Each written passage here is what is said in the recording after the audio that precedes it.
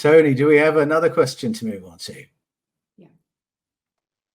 Hi, this is Paul Bruce, and what I want to know is Yahweh one of the Elohim, because I know Elyon was the most high Elohim.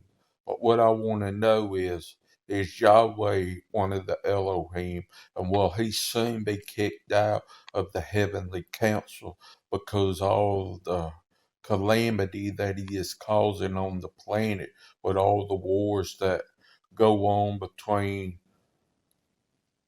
Israel and the Palestinian people, because we know what's taking place over there.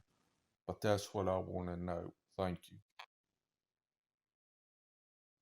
So I'll just repeat that question. Was Yahweh one of the Elohim? Was he kicked out of the council because of his warfaring tendencies? Is he a present reality, or does he just belong in history? What are your thoughts, Mauro? But Yahweh was only one of the Elohim, and what we have to know is the fact that to Yahweh was assigned only one group of Hebrew, not all the Hebrew people, because to Yahweh was assigned only the family of Jacob. So Yahweh, in order to conquer a land to rule over, had the need to fight against other Elohim. And I think this is possible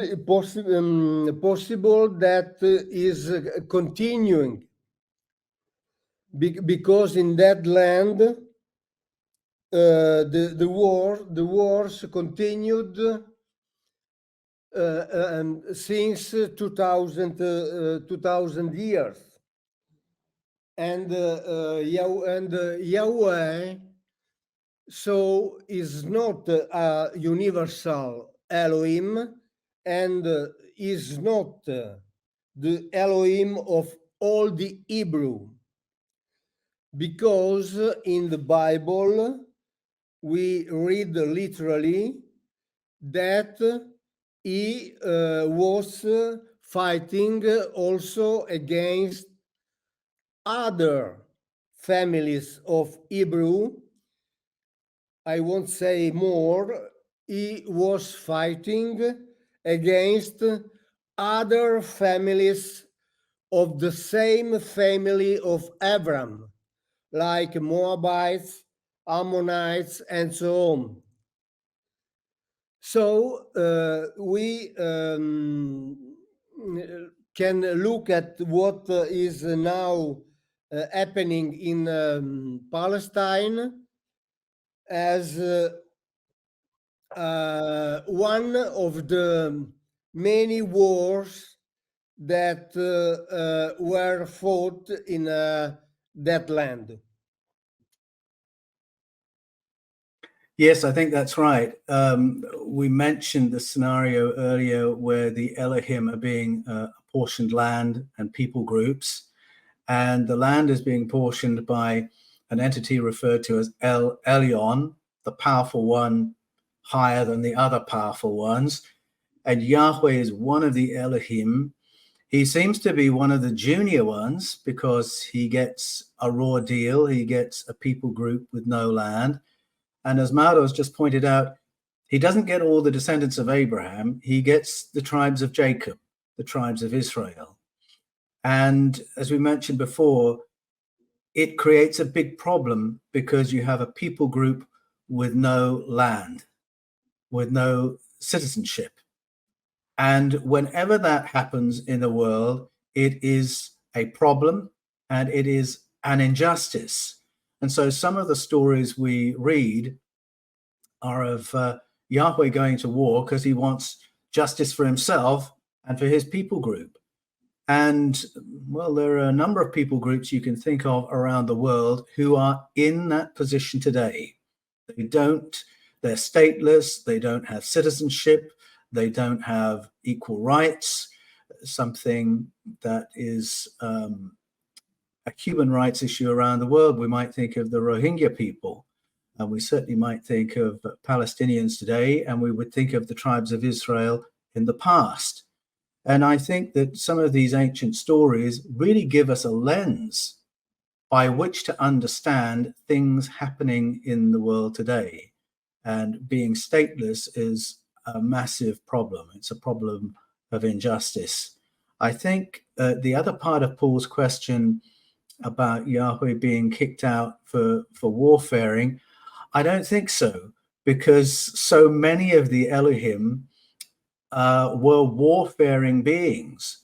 And when we look at the Sky Council or the El Ba'adat, the Council of Powers in the Hebrew Scriptures, we find that a lot of the time what they're doing is fomenting war. In 1 Kings 22, the seer Micaiah remote views the Sky Council, and what he sees them doing is fomenting war. And there's a being on the council who says, I think I can trick this nation into invading this other nation on the basis of false intelligence. And the council all think this is a wonderful idea.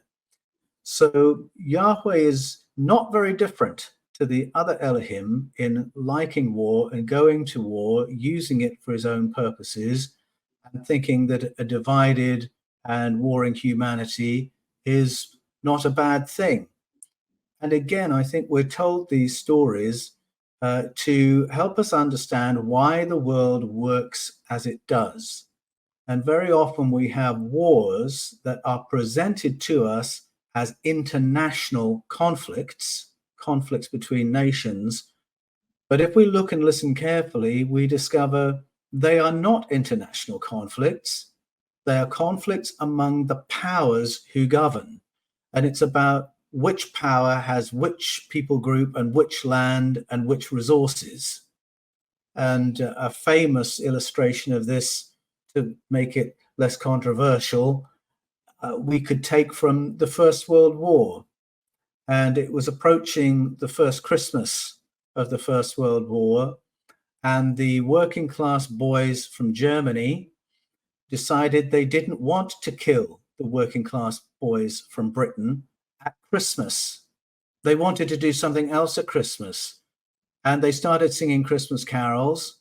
And then they came out of the trenches and they met in no man's land. And they played soccer together. And they exchanged gifts.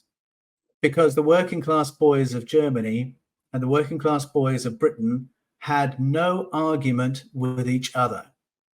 The argument was among the powers, among the rulers, the royal families, as to who had which territory, who had which people group, and whether they were honoring treaties that they'd previously made. Even there, you could see it wasn't truly a conflict between nations. Nations were pushed into a conflict among the powers. And I think you can look at conflicts in the world today, you'll find the same situation. You ask men, women, and children on the street what their argument is with one another, and they will say, it's not us, it's our government. It's not us, it's those who act for us. That's where the conflict is. And so I think our ancestors tried to prepare us to understand the realpolitik of why things work the way they do in the world today. Oh, I agree absolutely with Paul when he says that Yahweh wasn't different from the other Elohims, and Yahweh acted just like the others in order to conquer nations, areas to rule over.